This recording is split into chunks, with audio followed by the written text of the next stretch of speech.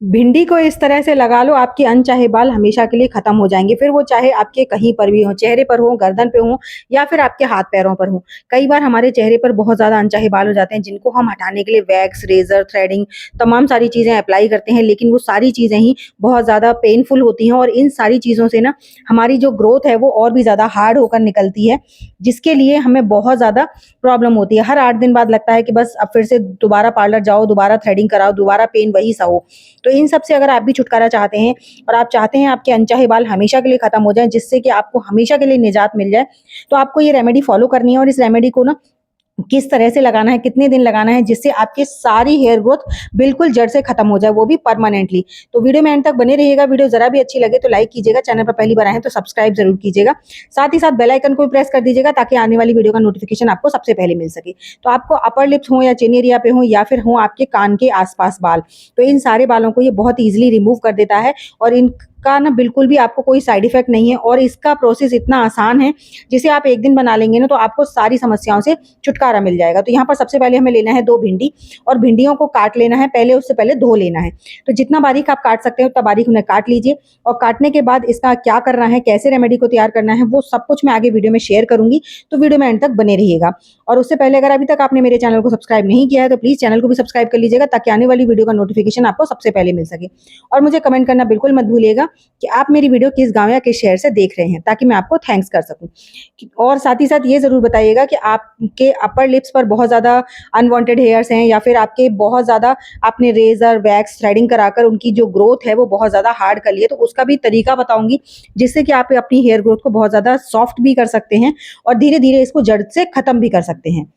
तो देखिए, जब हमारी हेयर ग्रोथ हो जाती है तो वो एक दिन में तो कभी खत्म नहीं हो सकती है, क्योंकि जब हमने इस पे इतने सारे एक्सपेरिमेंट कर लिए होते हैं, जिसके बाद हमारी हेयर ग्रोथ को खत्म करना जड़ से बहुत टाइम वाला काम है। तो अगर आप भी चाहते हैं कि इसको बहुत आसानी से खत्म हो जाए, तो आप इसका ना यही सोल्यूशन है कि आप होम रेमेडीज ट्राई कीजिए। और होम रेमेडीज का ये फायदा रहता है कि इससे हेयर ग्रोथ ना धीरे धीरे करके बिल्कुल जड़ से खत्म हो जाती है। तो यहाँ पर मैंने थोड़ा सा इसमें पानी डालकर इसे सोक करके छोड़ दिया है भिंडी को। तब तक हम यहाँ पर लेंगे फिटकरी, एलम जिसे हम इंग्लिश में बोलते हैं, और साथ ही साथ लेंगे हम थोड़ा सा गुलाब जल। गुलाब जल को किसी भी पत्थर पर डालकर और उसके ऊपर आपको फिटकरी को रब करना है। यहाँ पर हमें फिटकरी और गुलाब जल का पेस्ट चाहिए।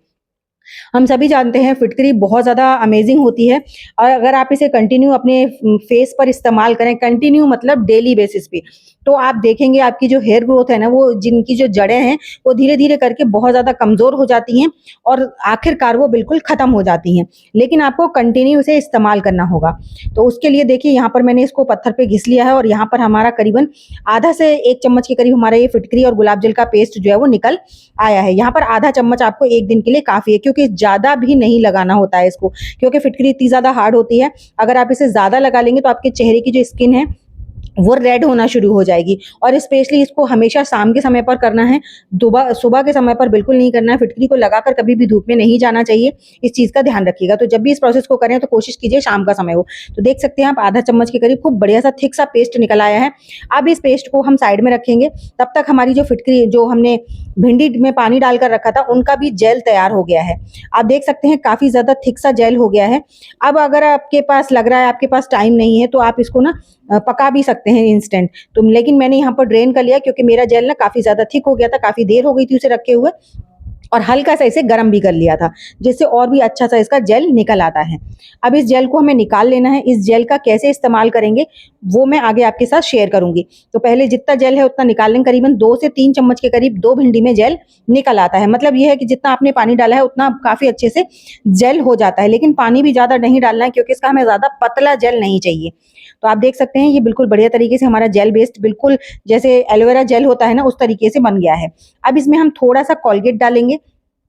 कोलगेट में कुछ ऐसी प्रॉपर्टीज होती हैं जो हमारी हेयर ग्रोथ को बहुत ज़्यादा स्लो करने का काम करती हैं। जब आप इसे कंटिन्यू इस्तेमाल करते रहेंगे ना इस रेमेडी को, आपको इसे हफ्ते 10 दिन लगातार लगाना है, एक भी दिन बिना स्किप किए हुए। और इसको बिल्कुल, आप जब स्किप नहीं करेंगे, कंटिन्यू लगाते रहेंगे, तो आप देखेंगे जो आपकी जड़ें बहुत ज़्यादा हार्ड थी, वो धीरे-धीरे सॉफ्ट होंगी। जो बाल हैं, वो पहले सॉफ्ट होंगे, फिर धीरे-धीरे करके वो पूरे अंदर तक खत्म हो जाएँगे। और जब तक खत्म ना हो, तब तक आप लगाते रहिए, क्योंकि हर किसी की हेयर ग्रोथ थोड़ा अलग होती है, हर किसी की जो स्किन टाइप होती है, वो अलग होती है। तो इसलिए सबको उसी हिसाब से लगाना है, जितने दिन तक ये इसका काम खत्म ना हो। अब हमने यहाँ पर इसका फिटकरी का भी पेस्ट डाल लिया है इसके साथ, और ये दोनों चीज़ें, तीनों चीज़ें हमने मिक्स कर ली हैं। मिक्स जितना अच्छे से आप इसे मिक्सअप कर सकते हैं उतने अच्छे से कर लीजिए, क्योंकि जेल में ना फिटकरी अच्छे से मिल जानी चाहिए। तो अब हमारा ये सारा तैयार हो गया है।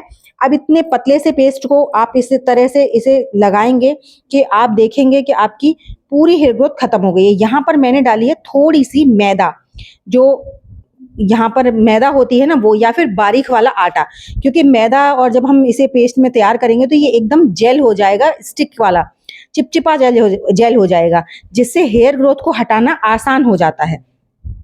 क्योंकि इतना पतला हम लगाएंगे तो उसका कोई फ़ायदा नहीं रहेगा, और इसमें जितनी मतलब एक अच्छा सा पेस्ट जैसा तैयार हो जाए, उतनी इसमें आपको मैदा डाल देनी है। तो यहाँ पर मैदा को डालकर अच्छे से मैंने फेंट लिया है, और आप देख सकते हैं इस तरह का हमारा जेल बनकर तैयार हो गया है। अब इसको मैं आपको अप्लाई करके दिखाती हूँ। अपने पैर पर अच्छे से दिखाऊंगी, क्योंकि पैर पर बाल दिखाई देते हैं और फेस पर बहुत ज़्यादा लाइट होते हैं बाल, इसलिए क्लियरली दिखाई नहीं देते हैं। इसलिए मैं आपको पहले पैर पर दिखा रही हूँ, ताकि आपको विश्वास हो कि इस तरह से अगर जब आप इसे लगाएंगे तो आपके बाल हमेशा हटेंगे ही हटेंगे। अब ये डिपेंड करता है आपकी हेयर ग्रोथ के ऊपर कितनी ज़्यादा हार्ड है। अब इसको ना इस तरह से लगाकर, और आपको कम से कम 20 मिनट के लिए छोड़ देना है।